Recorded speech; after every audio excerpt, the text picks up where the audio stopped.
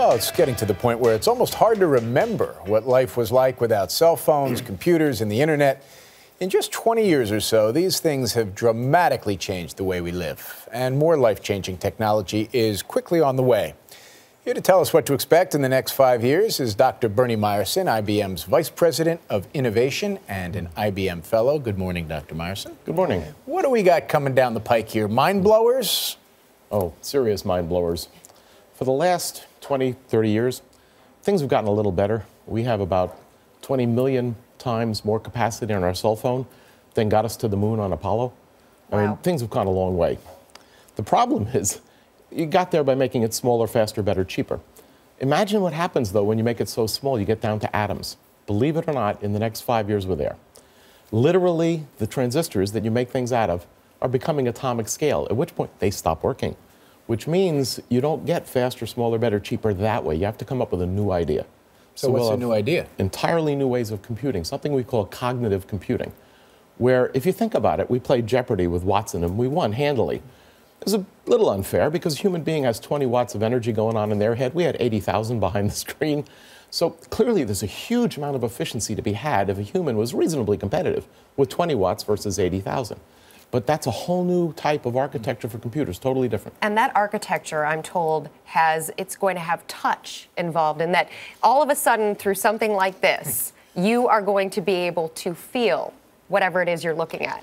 Precisely. The challenge is, when you have what we call cognitive computing, you work like a human. How does a human work? You sense your environment. You pick up a coffee cup. So yes, there will actually be the capability to mimic feel. So if you're out on the web, you can literally feel a fabric you're going to purchase. So we have computers becoming sort of more sensory in the application. Touch, scent, smell. Think about, smell is not just that your morning coffee is great. Smell is, imagine for a minute, you sneeze. Well, there's all sorts of chemicals there. What if one of the things you could detect was, let's say, staph infection? Well, literally, you sneeze and your cell phone says, oh, by the way, you really want to hit the doctor because 2 days from now, you are going to be unbelievably sick. You are going to die. No, hopefully it won't go that far. Taste, also one of the things you could do. Absolutely. Essentially, you're familiar with things like Pandora, thumbs up, thumbs down to music. Well, imagine having the capability when you're having dinner. You just literally have your device sensor sitting there, and it smells what you smell, and you give thumbs up, thumbs down for a year. It will learn enough about the chemistry of what it is in the food you like to actually suggest to you things you'd never think of, fried grasshoppers, you know. You're really running down the five senses here. Let's keep moving along. Hearing? Hearing.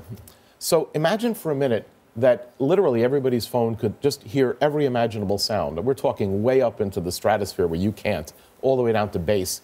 And imagine you start tracking those sounds in a place prone to, let's say, earthquakes.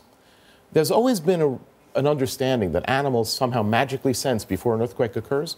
What if you could actually detect that rumbling and by collecting all this data from people, predict 20, 30 minutes ahead of time there was going to be a natural disaster and prepare for it? It would be game-changing. And finally, you say a pixel will be worth 1,000 words. This is incredible stuff. Thanks so much for joining us, Doctor. We appreciate it. Dr. Bernie Meyerson, thank you.